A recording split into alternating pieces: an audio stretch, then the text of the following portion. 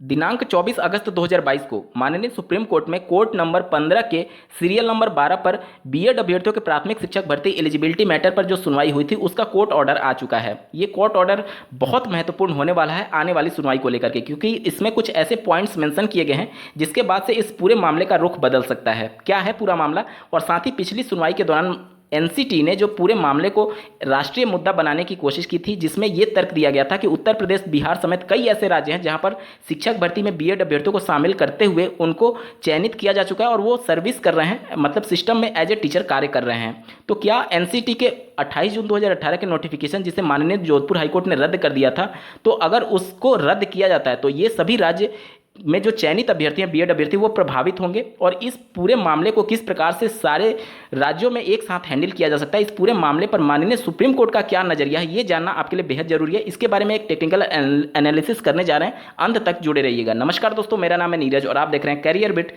YouTube channel. अगर आप इस चैनल पर पहली बार विजिट कर रहे हैं तो इसको सब्सक्राइब करते हुए बेल आइकन को प्रेस करना ना भूलें। ये कुल 5 पेज का कोर्ट ऑर्डर है, जिसके 5वें नंबर पर महत्वपूर्ण पॉइंट्स लिखे गए हैं। आप स्क्रीन पर देख पा रहे होंगे, learn council for the parties are ad idem that the all matters may be listed for final argument after 6 weeks. List the matter for hearing on 12 अक्टूबर 2022, यानी कि आफ्टर 6 सप्ताह बाद इस केस को लिस्ट करने की बात की गई थी और फाइनल आर्गूमेंट के लिए। और साथ ही साथ इस केस को जो अगली सुनवाई होगी वो 12 अक्टूबर 2022 को होगी। आपके मन में ये सवाल आ रहा होगा कि पिछली बार भी ऐसा ही कहा गया था कि फाइनल आर्गूमेंट के लिए ये केस लिस्ट किया गया है, लेकिन इस बार कोर्ट ऑर्डर में ही माननीय सुप्रीम कोर्ट ने ये मेंशन कर दिया गया है। आप स्क्रीन पर देख पा रहे होंगे सबसे last para, it is made clear that no further opportunity in this regard shall be granted, यानी कि इसके संदर्भ में अब कोई अगला मौका नहीं दिया जाएगा आंसर काउंटर फाइल करने के लिए या फिर रिजवाइंडर पेश करने के लिए। तो जो 6 सप्ताह का समय दिया गया है, इसी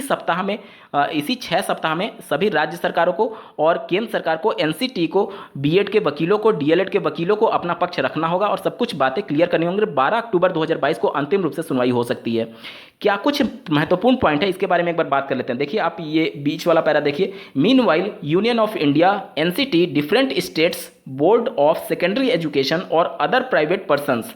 इंटरवेंटर्स shall be at liberty to file their respective counter affidavits rejoinders to complete the pleadings, यानी कि इस बीच, इसके दौरान, यानी कि जो 6 सप्ताह का समय दिया गया है, इसके दौरान यूनियन ऑफ इंडिया यानी कि भारत सरकार, एनसीटी यानी national council for teacher education, different states यानी कि जितने भी राज्य हैं, इसके अलावा बोर्ड ऑफ सेकेंडरी एजुकेशन यानी कि माध्यमिक शिक्षा बोर्ड, और अदर प्राइवेट पर्सन यानी कोई भी प्राइवेट आदमी, निजी आदमी, जो कोई भी प्राइवेट आदमी जो हो सकता है, वो स्वतंत्र है अपना इसके संदर्भ में काउंटर एफिडेविट फाइल करने के संदर्भ में या फिर रिजवाइंडर कंप्लीट प्लीडिंग करने के संदर्भ में। यहाँ पर आप देख सकते हैं,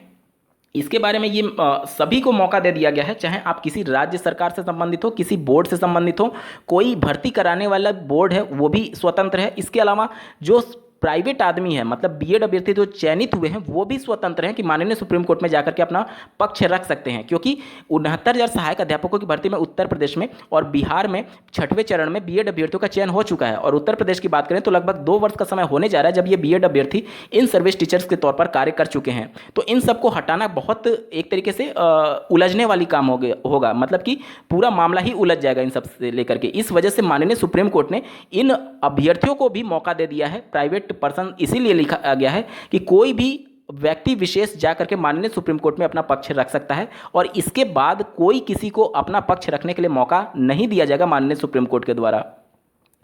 अब इस मामले में 12 अक्टूबर 2022 को जब सुनवाई हो रही होगी तो क्या कुछ हो सकता है, इसके बारे में एक बार चर्चा कर लेते हैं। जिस प्रकार से पिछली सुनवाई के दौरान एनसीटी ने इस पूरे मामले को घुमाया था, इसकी वजह से कोर्ट ऑर्डर में ये बातें मेंशन की गई हैं और सभी राज्य सरकारों को भी अपना पक्ष रखने के लिए यहाँ पर अवसर दिया गया है। यहाँ पर एनसीटी ने कहा था कि जिन राज्यों में भर्ती हो चुकी है उन राज्यों में कैसे हैंडल किया जाए,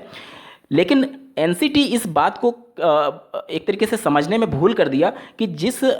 बातों को आधार बनाते हुए ये भर्तियां कंप्लीट की गई हैं, उसी आधार को माननीय जोधपुर हाईकोर्ट ने रद्द किया है। यानी कि 28 जून 2018 के नोटिफिकेशन को रद्द किया है माननीय जोधपुर हाईकोर्ट ने, जिसे अभी तक माननीय सुप्रीम कोर्ट सही फैसला ठहरा रही है, क्योंकि बीएड के वकीलों के द्वारा लगातार उस फैसले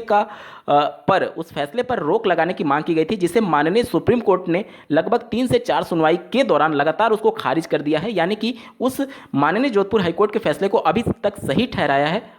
माननीय सुप्रीम कोर्ट ने। यानी कि जो भर्तियां हो चुकी हैं, देखिए उनके ऊपर तो खतरा कम है, इस वजह से खतरा कम है क्योंकि कोई भी राज्य सरकार अब नहीं चाहेगी कि इस प्रकार के जो चयनित अभ्यर्थी हैं उनके साथ कुछ छेड़छाड़ हो। तो निश्चित तौर पर इन अभ्यर्थियों के फेवर में राज्य सरकार फैसला दे सकती है कि चूंकि एनसीटी ने जो कानून लाया था, हमने उस कानून का पालन करते हुए ही भर्तियां कंप्लीट की हैं, और इस वजह से चूंकि 1.5 से 2 साल का वक्त हो चुका है, तो इन अभ्यर्थियों के साथ कुछ इस प्रकार का अन्याय ना हो, क्योंकि इसमें अभ्यर्थियों की गलती नहीं है। तो ये उन अभ्यर्थियों के लिए कंसीडर किया जा सकता है माननीय सुप्रीम कोर्ट के द्वारा कि उनको 6 माह का ब्रिज कोर्स करा दीजिए, और भी कुछ कंडीशंस रखे जा सकते हैं। लेकिन जो आने वाले बीएड अभ्यर्थी हैं जो कि आने वाली शिक्षक भर्तियों में सम्मिलित होंगे, उनके संदर्भ में कुछ महत्वपूर्ण फैसला जरूर आ सकता है 12 अक्टूबर की सुनवाई के दौरान, इसलिए क्योंकि उस नोटिफिकेशन को 28 जून 2018 के नोटिफिकेशन को ही रद्द कर दिया गया, यानी कि वो आधार ही खत्म हो गया जिसके आधार पर बीएड अभ्यर्थी प्राथमिक शिक्षक भर्ती में शामिल हो रहे थे। तो निश्चित तौर पर 12 अक्टूबर 2022 का जब सुनवाई हो रहा होगा, तो सभी राज्य, हो सकता है उत्तर प्रदेश राज्य सरकार भी अपना एक वकील भेजे, जिसमें ये सभी बातों को 69 सहायक अध्यापकों की भर्ती को किस प्रकार से जस्टिफाई किया जाएगा। हो सकता है बिहार सरकार ने जो भर्ती कंप्लीट कर दी है 6वें चरण की, जिसमें बीएड अभ्यर्थियों को भी मौका मिला था, उन सभी अभ्यर्थियों को बचाने के लिए बिहार सरकार भी अपना एक वकील उतार सकती है। तो ये सभी चीजें देखना 12 अक्टूबर 2022 को महत्वपूर्ण होगा कि राज्य सरकार इन अभ्यर्थियों को बचाने के लिए कुछ अपना पैरवी कर रही है, या फिर कोई पर्टिकुलर कैंडिडेट अपना कुछ पक्ष रखना चाहता है माननीय सुप्रीम कोर्ट में, या फिर अब एनसीटी इसको पूरे मामले को जो एक तरीके से राष्ट्रीय मुद्दा बनाया गया है उसको खुद कैसे हैंडल करेगी, क्योंकि जो कानून एनसीटी ने बनाया था उस कानून को ही रद्द कर दिया। अब उस कानून के बचाव के पक्ष में दलील ना देकर के ये दलील देना कि कई राज्य सरकार ने इस पर भर्ती कर दी है, तो